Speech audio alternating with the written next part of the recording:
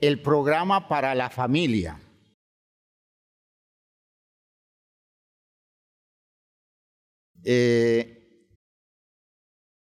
Vamos a ir mirando las cosas que caracterizan a las instituciones de Dios y que sirven de base para el desarrollo de las personas. Escuchen bien, hermanos míos.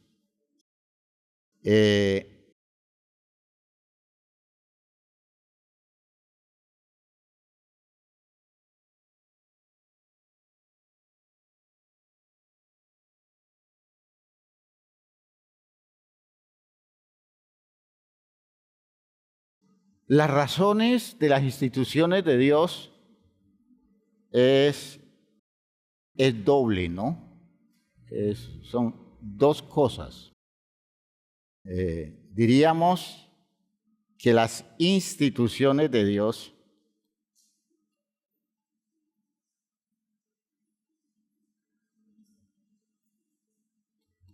en primer lugar forman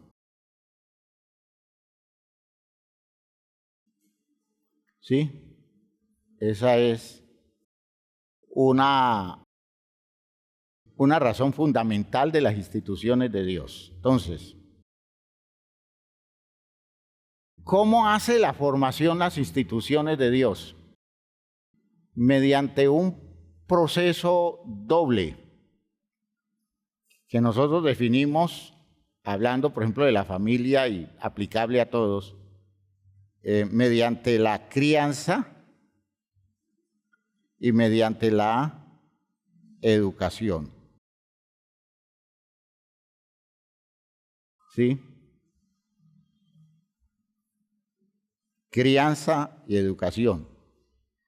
La crianza aplicada por ejemplo, a la iglesia recibe el nombre de discipulado.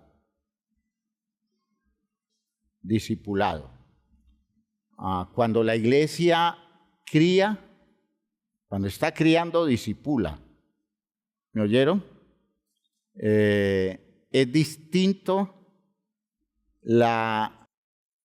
el discipulado del trabajo de formación a través de la educación que da la iglesia. La educación que da la iglesia la da desde el púlpito, la da desde las clases, desde, digamos, las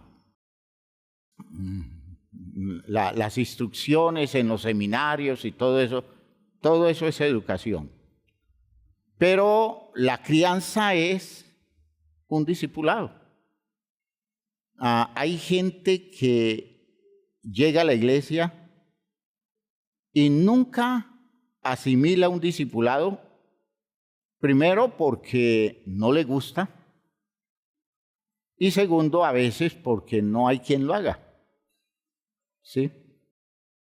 ¿Me están oyendo? Y sin discipulado no hay una formación válida. Puede usted estudiar en un seminario, usted puede estudiar en una universidad, todo lo relacionado con el pensamiento cristiano y magnífico, eso está bien. Pero usted nunca desarrollará una práctica de vida cristiana hasta que usted no se ponga a hacer el seguimiento de la vida de alguien que vaya al frente de usted, es decir, que vaya delante de usted. Si usted no hace ese ejercicio, nunca tendrá una práctica cristiana eficiente. Lo mismo podemos decir de los seres humanos en la familia. Si usted tiene sus hijos y todo lo que hace es buscar quienes los instruya, quienes les den pautas y conocimiento de todo lo que se tiene que conocer, pero usted no aporta nada a la crianza de ese niño, usted podrá tener una persona muy bien educada, pero tendrá una dificultad enorme en desarrollar habilidades de relación, porque esas habilidades se fundamentan en la crianza. ¿Me están oyendo?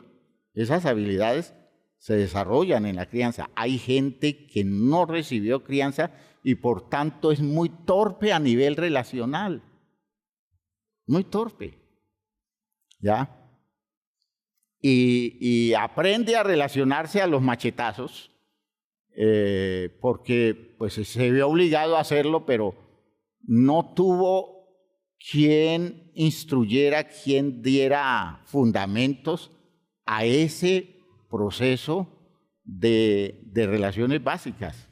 Y si vamos a ver a nivel afectivo, eso es mucho más complicado. Ese es el problema que tienen, por ejemplo, muchos hombres y a veces muchas mujeres en cuestión de sus propios hijos, porque ellos no saben qué hacer con los hijos, porque nunca recibieron un mínimo de formación en la crianza, no tuvieron padres algunos, crecieron de una forma casi que violenta, porque no hubo quien, digámoslo así, se dedicara a darle las formaciones de base, ¿ve? Y gente que sufre mucho, Por ejemplo, uno puede decir que hay papás o hay mamás que quieren mucho a sus hijos, pero son muy torpes criándolos. Puede ser porque lo que sucedió en el caso de ellos, en su casa, tampoco hubo un trabajo serio al respecto, y crecieron con déficit, los déficits básicos de la vida relacional, ¿ya? Y hermanos, hay gente que se le va la vida y no acierta a establecer vínculos o relaciones de modo que no le generen angustia. Hay gente que sufre mucho a lo largo de toda su vida relacional, ¿ya? Y sabe mucho, intelectualmente son muy buenos. En términos de educación, ellos son profesionales maravillosos, pero cuando usted los va a meter a nivel de encuentros con otros seres humanos, ellos establecen esos vínculos sin tener como esa orientación interna, esa brújula interna que le dice hacia dónde dirigir los acercamientos. Son torpes, son elementales, están muy expuestos o a veces están muy a la defensiva. ¿Ya? Eso son muchas cosas. Y yo a su tiempo les voy a ir mostrando todas esas implicaciones tan dolorosas por la ausencia de crianza. Como implicaciones dolorosas en el medio cristiano por la ausencia de discipulados. La ausencia de discipulados. Uno ve, por ejemplo, en la formación de líderes, el éxito de algunos líderes, y cuando uno va a ver el proceso de ellos, es que tuvieron quien los guiara desde muy temprano. Yo aprecié mucho ese respeto y ese amor del hermano Campo para con sus primeros pastores. Los primeros pastores fueron misioneros para él y todos ellos le dedicaron tiempo a él. No solo lo instruyeron con conocimiento, sino que le dieron pautas. Esas pautas espirituales que normalmente en ese medio, en esa estructura religiosa, no se dan. ¿Ya? Esa estructura no discipula, sino que acepta gente que llega y la gente hace parte de las iglesias, pero no crecen en saludables discipulados, porque por otro lado tienen ciertos prejuicios más bien de orgullos y de amor propio, de pretender no seguir a hombres. Ese cuento de que yo no sigo a hombres, yo sigo al Señor. Una persona que maneja eso quiere decir que no ha tenido discipulado de ninguna especie. Porque cuando uno ha recibido un saludable discipulado, uno dice, uy, sí, a mí esa persona me guió, esa persona me condujo. Pero cuando decimos nosotros, la iglesia nos salva, a nosotros Dios nos salva a través de la iglesia.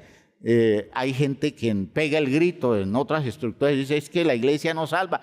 Quien salva es el Señor. Dice, nosotros no estamos negando eso, pero ¿cómo nos salva el Señor? Es a través de personas.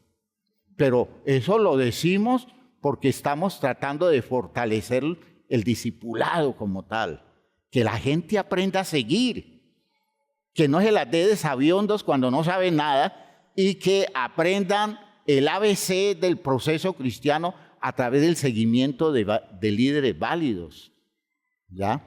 Y que los líderes aprendan a eso de guiar, eso de interesarse desde como una madre se interesa por su hijo, el que guía se interese por su discípulo y tenga cuidado de él en todos los aspectos de la vida. Porque si eso no se da, se hace un medio cristiano. Y a la hora de la verdad, las situaciones que le van a reventar la vida son las situaciones que debieron asimilarse en un proceso de guía tempranero que debió darse en su vida cristiana y no se dio. Y no se dio. ¿Me están entendiendo, hermanos míos? Entonces fíjense que son dos elementos, la crianza y la educación. Y la otra cosa importante en las instituciones de Dios es que en ellas las personas desarrollan servicio. ¿Sí? Desarrollan servicio. Y lo coloco con ese nombre. ¿Por qué? Porque es la condición de quien comienza en la servidumbre. Hacer el que comienza desde abajo. ¿Ya? Que comienza desde abajo. A servir. A servir. Cuando esto se desarrolla bien, hermanos míos, todo esto constituye los felices resultados de un programa de salvación. Sí, eso es. En el matrimonio, por ejemplo, se supone que quienes van al matrimonio estuvieron ya en la casa, crecieron en una familia, debieron haber recibido crianza, debieron haber recibido educación, y cuando llegan al matrimonio, las dos personas que se casan llegan en plan de servicio. ¿Me oyeron? En plan de servicio. Se supone que uno no se debe casar hasta que no se gradúa en las instituciones de Dios. ¿Ya? ¿Me oyeron? Por eso dejará el hombre a su padre y a su madre y se unirá a su mujer. Es decir, por eso el hombre madurará lo suficiente para poder unirse a su mujer. ¿De dónde vienen ellos? De un proceso. Deben venir de un proceso. ¿Ya? En la iglesia, el servicio nosotros lo entendemos como el ministerio. Y el ministerio es el de todos, ¿no? Cuando hablamos de ministerio no estamos hablando solo de pastores. Estamos hablando de todo miembro de la iglesia que después de formarse en un proceso de discipulado y de educación espiritual, se proyecta para servir a los demás.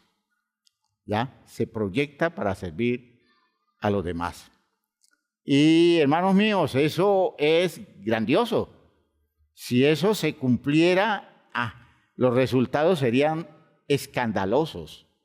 ¿Por qué? Porque siempre tendríamos gente en proceso y siempre tendríamos recursos suficientes para aportar digámoslo así, al compromiso de servicio, al compromiso de formación, por tanto, al compromiso de crianza y al compromiso de educación. Todo el tiempo estaríamos nosotros en un movimiento continuo de generación en generación, con una motivación especial, y es que debe llegar un día en que aquel que comenzó a hacer sus pinitos en la crianza de la vida y en la crianza espiritual, esa persona mañana va a estar haciendo un trabajo muy serio de formación de la gente que va a necesitar formación en la iglesia. Y vamos a leer textos, por ejemplo, el de Efesios en el capítulo 4, ¿no? Efesios capítulo 4. Veamos solo como ejemplo, ¿no? Yo quiero colocárselos como ejemplo.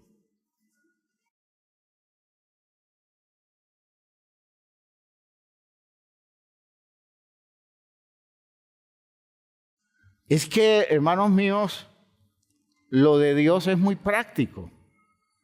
Nosotros lo hemos reducido a cosas sin ninguna conexión con la realidad. Lo de Dios es muy práctico, todo es práctico. A uno el sistema de Dios lo va llevando de hito en hito, de acontecimiento en acontecimiento, de plan en plan, solo que a veces no somos tan organizados en las estructuras sociales de Dios, en la familia. No somos tan organizados en la iglesia. Y entonces se dejan muchos huecos sin resolver, dimensiones de la formación de la gente que no se ha trabajado, y la gente queda con muchos vacíos. Una de las cosas más tristes de esos vacíos, que todo el tiempo lamento en la iglesia cuando lo encuentro, es esa necesidad que tiene la gente poco formada de controlar todo lo que pueda caer en manos de ellos o en su responsabilidad. La gente no distingue entre dirigir y controlar, ¿ya? No saben cuál es la gran diferencia que hay entre una cosa y otra. Y, hermanos, a veces reducen todo a ese manejo de querer tener todo bajo control. Y, hermanos, cuando uno está sirviendo a Dios, uno descubre que la mayoría de las cosas no están bajo el control de uno. De hecho, no lo están, porque otro es el que tiene el control. El control lo tiene en la iglesia Cristo Jesús y no nosotros. Pero queremos controlarlo todo. ¿Y eso qué indica? Un pobre discipulado y una pobre educación. ¿Me están oyendo? Un pobre discipulado y una pobre educación. Porque si no es controlando, no le encuentra sentido a estar al frente de algo, ¿no? Y ese es el problema, por ejemplo, en el matrimonio. Que si el marido no controla a la mujer, ese matrimonio no tiene sentido. O a veces si la mujer no controla al marido, el matrimonio no tiene sentido. Y tiene que controlarlo todo.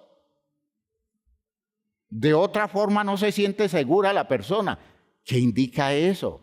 Poca formación, poco trabajo de formación. ¿Me están oyendo lo que estoy diciendo?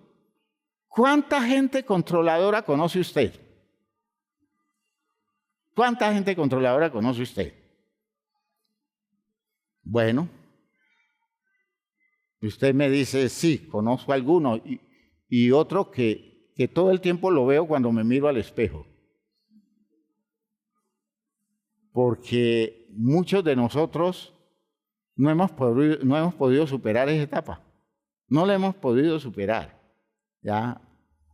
Porque llega el momento en que por el bien de los demás, a una persona así hay que quitarle poder, porque cuando alguien usando el poder controla, daña todo, le daña la vida a todo el mundo. Eso es lo mismo que una mamá controladora, que un papá controlador, que un esposo controlador, ¿sí? Que un jefe de empresa controlador. Él debe dirigir, él debe manejar la autoridad y poner en orden el funcionamiento de su empresa, pero él no debe estar dedicado a controlar a la gente. Hay formas de que la gente responda a un plan y si no responde, pues no debe estar trabajando allí, pero no controlando, porque a veces la idea es que el mejor manejo es el que hace, el que lo controla todo. Y fíjense que estoy diciendo eso para decirles que eso es producto de una persona que tuvo una terrible crianza y muy mala educación. Muy mala educación. Hay gente que está estudiando en la universidad y uno de los grandes defectos que tienen es que no sabe trabajar en grupo. No sabe trabajar en grupo. ¿Y cuál es la razón por la que no trabaja en grupo? Porque nunca se le trabajó desde muy temprano a asociarse con otros para sacar adelante causas comunes. Eso es de crianza. Eso es de crianza. De hecho, se complementa con educación, pero eso es de crianza. Es que yo en grupo no trabajo, yo no me siento bien trabajando en grupo, yo hago las cosas solo. Pues eso indica una pobre formación, una pobre educación, una pobre crianza. En términos de la iglesia, un pobrísimo discipulado. Muy pobre discipulado. Espero que no pierdan de vista esto que les estoy diciendo, porque es enorme, enorme la tragedia que eso causa. Les decía de Efesios capítulo 4.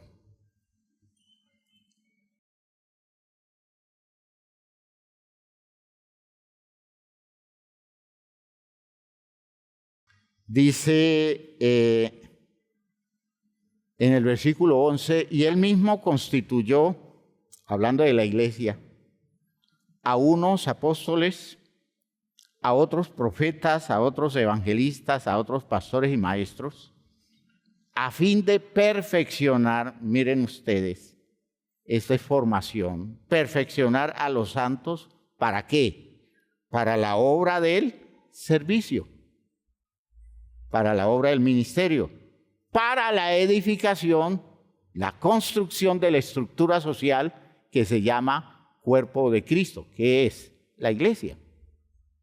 ¿Ya?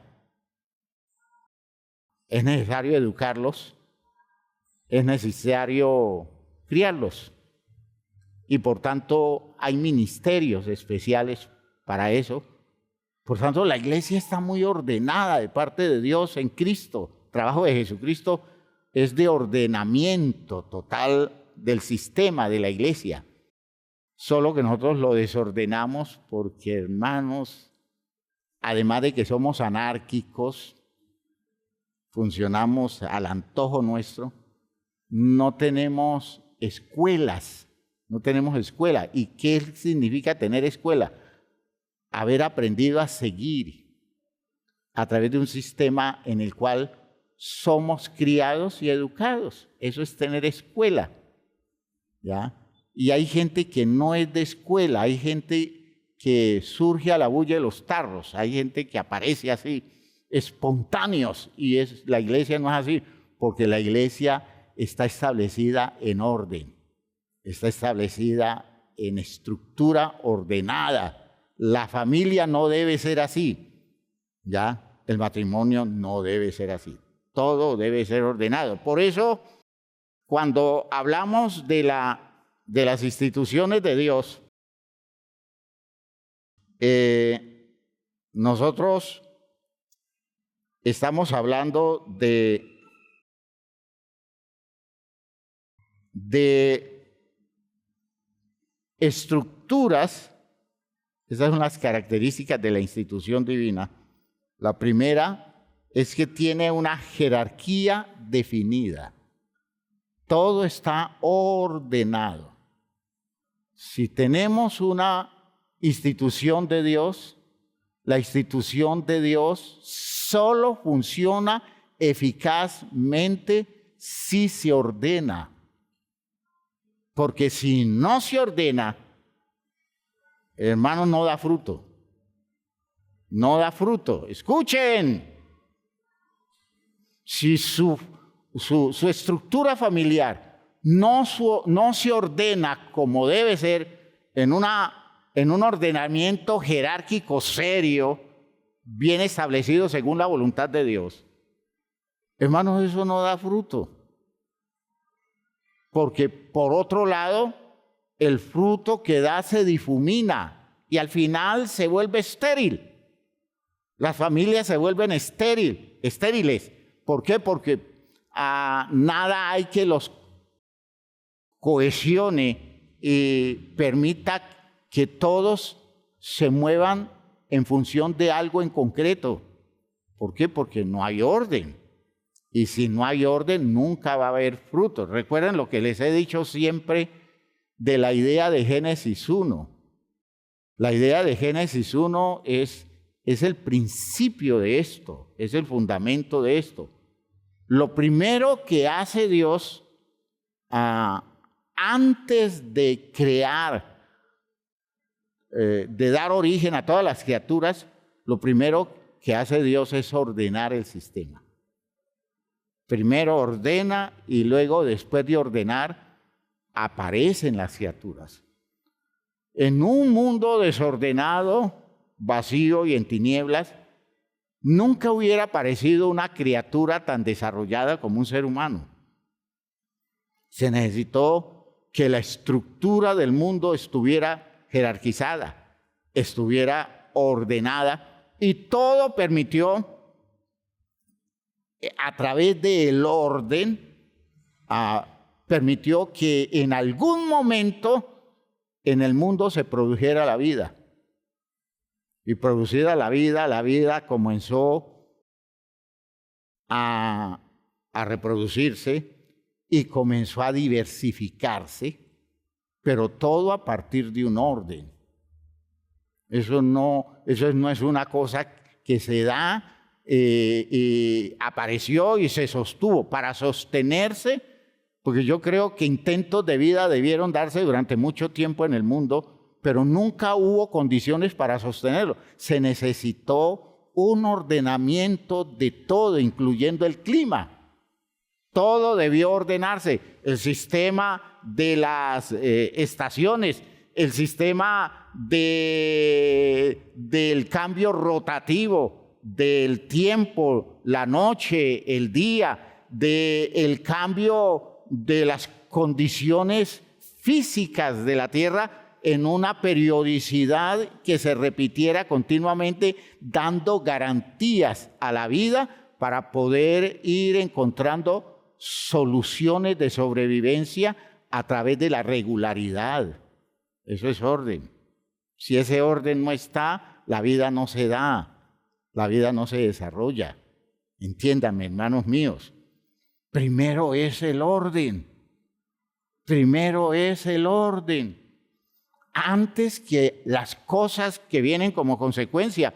Porque usted se pone a producir cosas y en el desorden de su vida todo se le pierde, todo se le diluye y no tiene cómo sostener el estado de bendición o de prosperidad porque usted no trabajó como base el orden.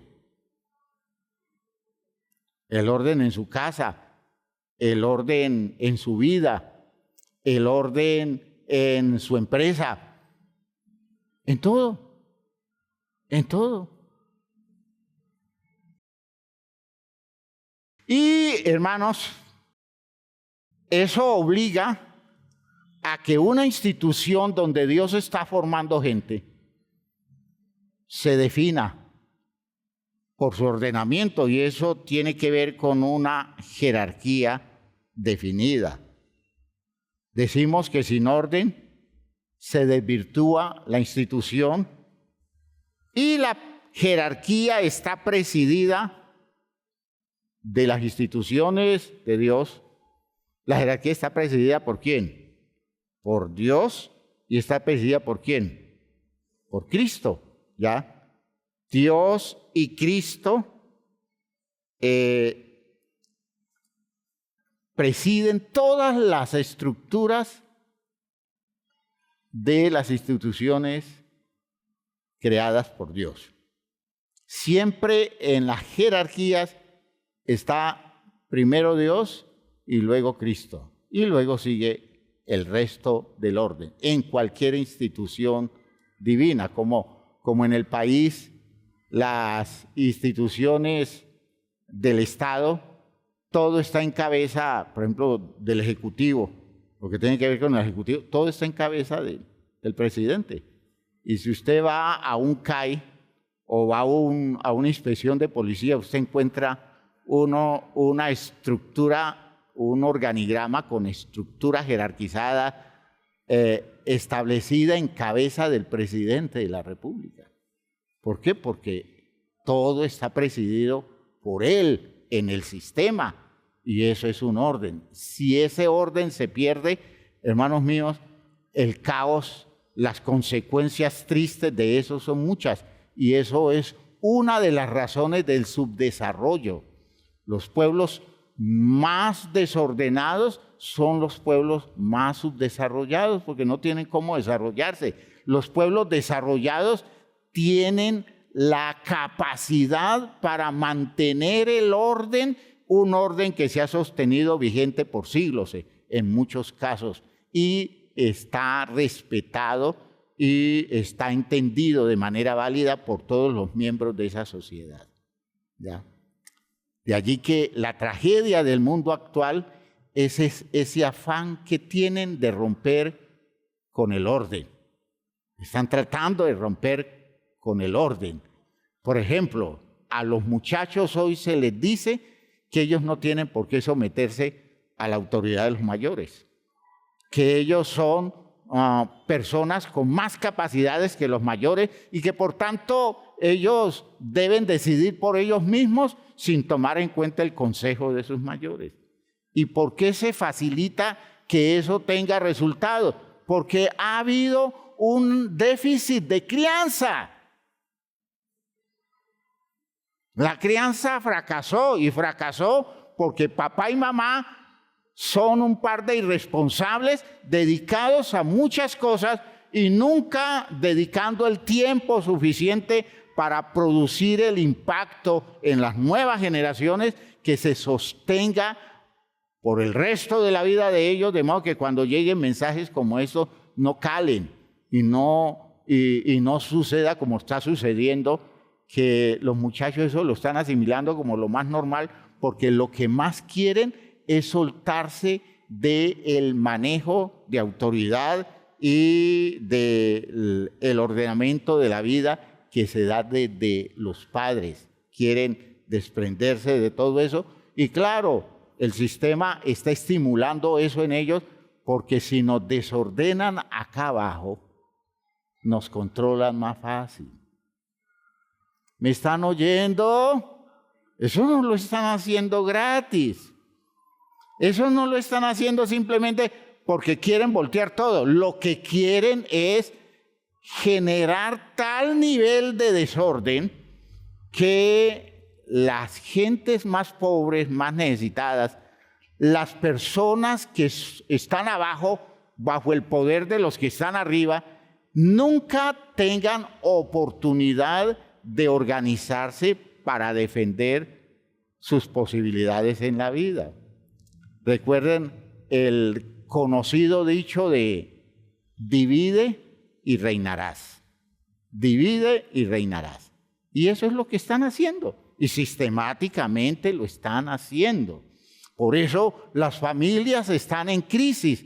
¿Por qué? Porque los papás, lo único que se les permite en el manejo de las instituciones actuales, lo único que se les permite es trabajar para sostener a sus hijos, es garantizarles el bienestar económico, es cuidarlos, darles comida, darles techo, pero nunca imponerse sobre ellos en términos de autoridad, porque los hijos están siendo cultivados para que no obedezcan la autoridad de los padres.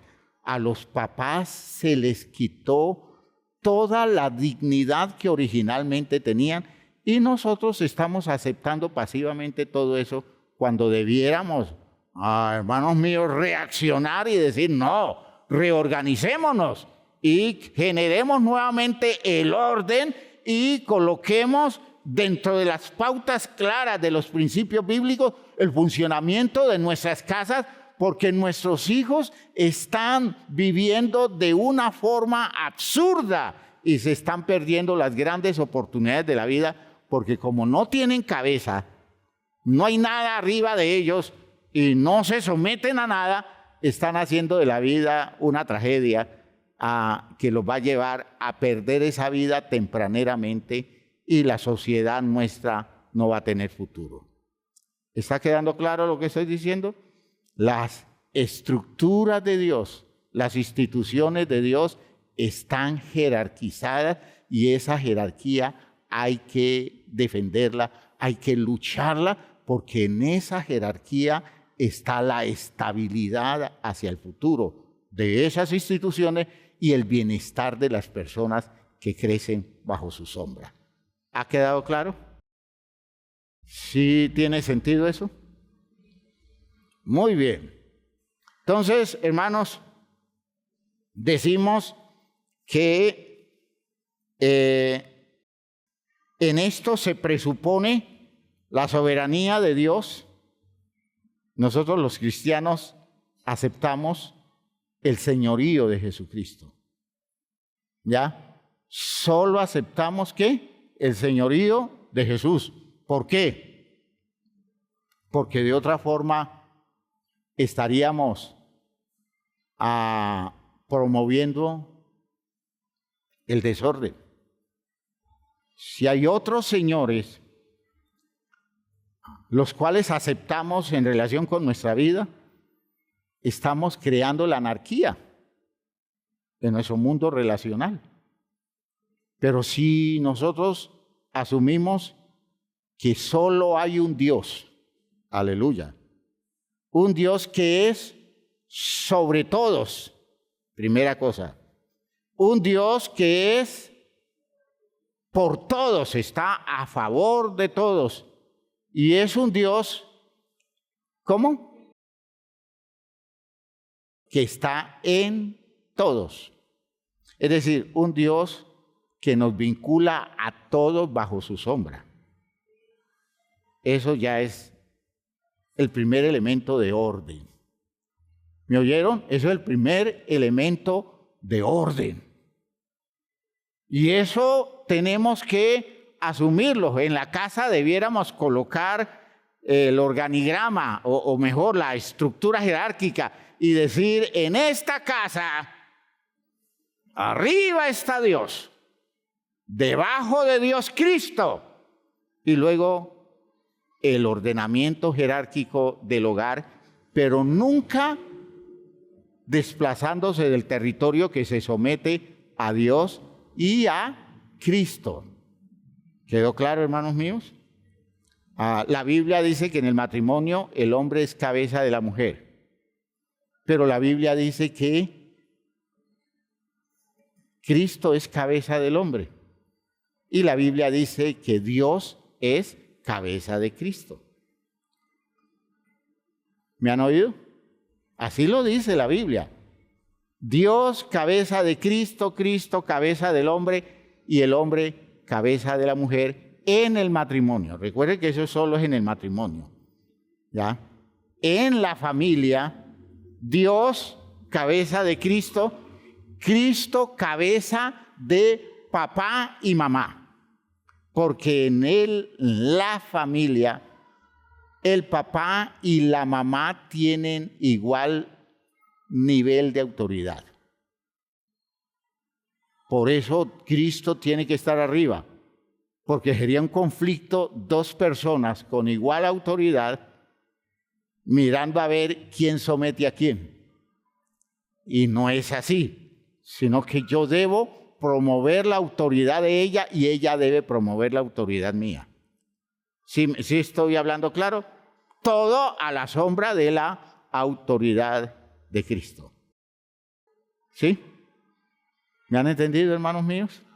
Y cuando usted mira la iglesia, ya vamos a hablar más adelante en otro tipo de programa de la jerarquía de la iglesia.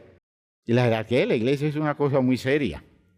Pero hermanos, es una cosa de gran significado. Pero todo eso establecido desde Dios y Cristo. Dios y Cristo. Todo ordenamiento en nosotros comienza con Dios y con Cristo. Lea primera a los Corintios capítulo 8 en el versículo 6. Primera a los Corintios capítulo 8, versículo 6.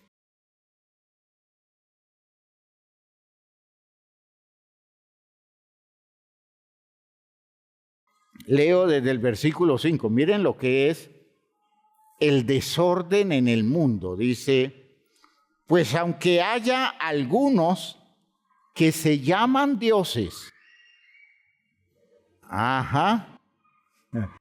Hay algunos que se llaman dioses, sea en el cielo o en la tierra.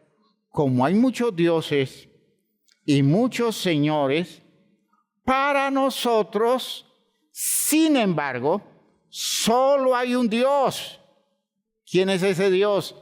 El Padre, del cual proceden todas las cosas, y nosotros somos para Él. Y un Señor, Jesucristo, por medio del cual son todas las cosas, y nosotros por medio de Él. Y dice Pablo, pero no en todos hay ese conocimiento. No en todos hay ese conocimiento, y algunos habituados hasta aquí a los ídolos o a la presunción de respeto a cosas que no tienen derecho de ser respetados como tales, dice, hasta aquí habituados a los ídolos, comen como sacrificado a ídolos y su conciencia, siendo débil, se contamina. Son personas que no entienden de la jerarquía espiritual, de la jerarquía del pueblo de Dios, de la jerarquía de la iglesia. ¿A dónde los quiero llevar, hermanos míos? A que entendamos que necesariamente nosotros tenemos que comenzar a organizar la casa, organizar la iglesia en toda la estructura de la iglesia y aprender que si tenemos dificultades para aceptar el orden, tenemos un problema de crianza, tenemos un problema de educación y que necesitamos resolverlo, porque Dios debe trabajar nuestra vida para recrear el orden válido para que el fruto que estemos dando en las estructuras de las instituciones divinas, ese fruto no se nos pierda, que los hijos, por ejemplo, no se nos pierda, sino que nosotros podamos guiarlos a un plano de desarrollo de su vida, conducirlos a la formación de su bienestar. A su tiempo vamos a hablar de todos los efectos que produce ese proceso de vida donde la anarquía reinó en la crianza, en la época de crecimiento de ellos, y por tanto ellos crecieron con unas deformaciones enormes que se ven aún en las inseguridades que ellos tienen en las experiencias de su vida. ¿Por qué? Porque no hubo un orden válido, nunca tuvieron oportunidad de crecer a la sombra de unos territorios garantizados que les diera tranquilidad y que les diera seguridad. ¿Me están entendiendo, hermanos míos? Eso es horrible y eso es muy triste, porque ya con los años voltear eso solo Dios y su misericordia. Pero hay familias que solo se reordenan cuando desde la iglesia los miembros de esa familia comienzan a dejarse guiar por Dios como deben dejarse guiar por Dios. ¿Ha quedado clara la idea? ¿Sí tiene sentido eso? Si nosotros no recuperamos el orden, nosotros no recuperamos las familias. Por ejemplo, cuando yo veo que ese papá y esa mamá están peleando todo el tiempo, ¿y usted cree que de allí va a salir un fruto bueno? En ese ambiente de tira y encoge de los dos padres, ¿ustedes creen que los hijos que crecen a la sombra de eso van a producir un fruto bueno en el desarrollo de sus vidas? No, hay una tendencia anárquica que se da en su corazón porque en el tiempo que debieron interiorizar o introyectar el orden en ellos, todo lo que hubo fue anarquía.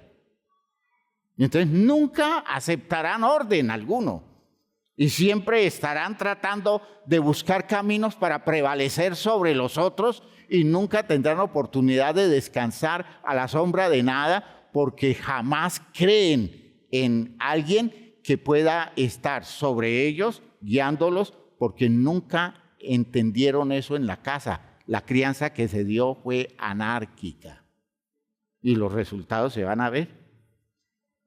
Y cuando el consejo que daba el hermano Campo a los muchachos, cuando les gustaba una muchacha, antes de que se enamore, mijo, vaya y visite a esa muchacha y conozca cómo funciona esa casa.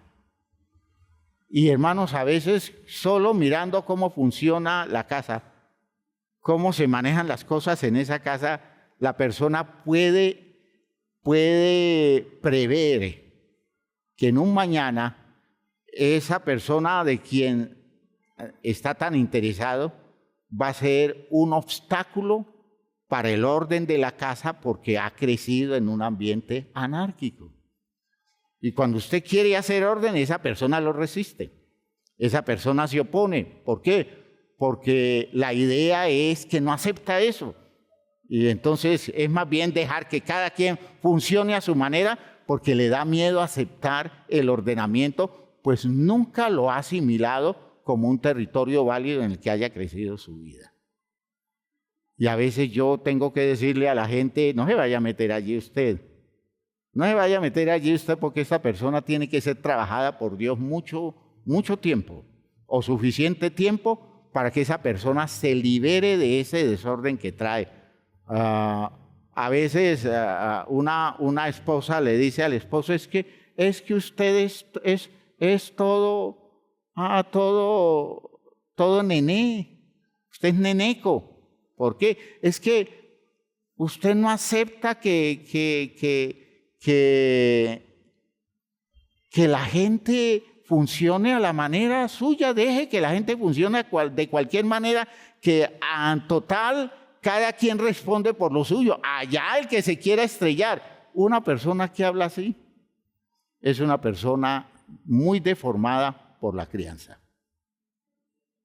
¿Me están oyendo? Hermanos, precisamos recuperar el orden.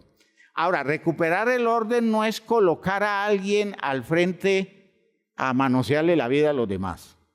Recuperar el orden es tener hombres y mujeres con estructura para conducir a los otros a su sombra sin tener el control sobre ellos y permitiéndoles desarrollar sus habilidades, porque todo lo que hace el que tiene autoridad es cuidar, dirigir, ayudar, sostener, motivar y es obligar a la persona a que siga desarrollándose en la estructura de la vida como debe ser a la sombra suya. ¿Ha quedado claro? Un buen papá y una buena mamá dan unos hijos muy solventes. Un papá deficiente, una mamá deficiente dan unos hijos, hermanos, que son una calamidad, a no ser que Dios meta la mano y su misericordia restaure las cosas que no se trabajaron bien. ¿Quedó clara la idea? Dejemos allí.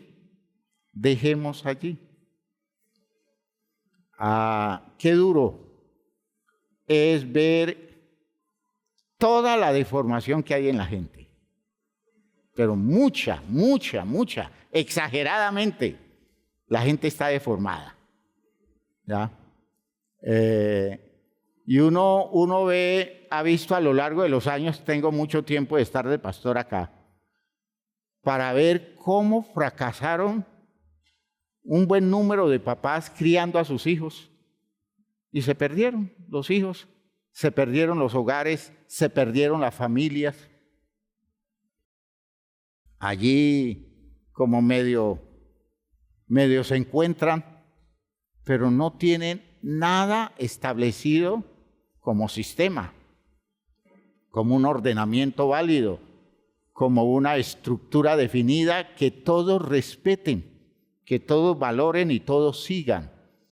Cada quien está en lo suyo y cada quien reclama lo suyo. Y entonces lo que llamamos familia son unas relaciones sin forma alguna, donde al reunirse cada quien quiere manejar las cosas desde su propio territorio y no dignifican nada de lo que existe. Por tanto, hermanos, a veces es más el resultado triste de esos ambientes donde los conflictos aparecen todo el tiempo. Los hermanos están peleando todo el tiempo. La mamá pelea con el hijo, con la hija, el papá pelea con el hijo, con la hija. Es decir, hay un conflicto todo el tiempo. Nunca hay paz en el interior de esas estructuras. ¿Qué quiere decir? No hubo crianza y no hubo una educación válida. Que Dios nos ayude. ¿Sí lo creen así? Bueno, pónganse de pie, por favor. Pónganse de pie.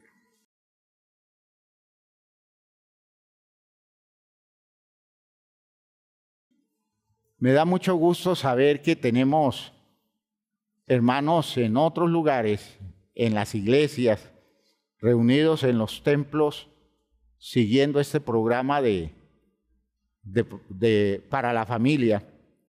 Me encanta eso. Y yo desearía que esto se volviera una consigna, el trabajo serio para restablecer el orden, que comience a restablecerse el orden de las casas, ¿ya? Que comience a restablecerse el orden de todas las estructuras donde nosotros estemos funcionando, nosotros los cristianos estemos funcionando, y que nosotros promovamos el respeto a todo eso, que seamos motivadores para que la gente respete el orden, que valore el orden y que entienda que el orden es de origen divino y que el orden es el territorio en el que Dios nos protege, porque si alguien que es autoridad actúa inconsecuente con el orden, nosotros tenemos el que está más arriba, que es nuestra garantía y nuestro respaldo. ¿Sí, mis hermanos? Pero por favor, despertemos al hecho de crear un orden válido, porque la finalidad de todas esas estructuras jerárquicas es permitir el crecimiento de las personas, como aquí se los coloco, permitir el crecimiento de las personas, es ordenar la vida de las personas en el mundo, es introducir el reino de Dios en el mundo y de hecho finalmente es salvar a las personas. ¿Sí? Eso es. Que Dios nos ayude a que todo esto podamos lograrlo en las estructuras donde Dios nos ha ubicado. Padre eterno, gracias por esto que nos has dado, por esta bendición maravillosa de participar en un programa de esta envergadura, despertando el sentido de responsabilidad con todo lo que tenga que ver con el bienestar y el ordenamiento de la vida de los creyentes. Bendícenos, Señor, con claridades mayores cada vez Bendícenos con esa habilidad para entender las dificultades que se van dando cuando el orden se pierde, cuando se rompen las estructuras jerárquicas y cuando cada quien funciona de acuerdo a los intereses propios, sin tener en cuenta que hay un sistema que debe respetar y que ese sistema está hecho para la bendición propia. En el nombre de Jesucristo, yo sé que tú nos vas a ayudar y vas a darnos las pautas para recrear los ambientes nuestros y generar condiciones para producir resultados eficaces y salvadores. En el nombre de Jesús, guarda a mis hermanos, guarda a las familias de la iglesia, guarda nuestros matrimonios y guarda las congregaciones de los creyentes que se ubican en ese territorio de respeto a todo lo que has ordenado tú según el programa que tienes con nosotros. Gracias, Padre, en el nombre de Jesús el Señor. Amén. Amén. Bien, mis hermanos, Dios les bendiga. Salúdense unos a otros.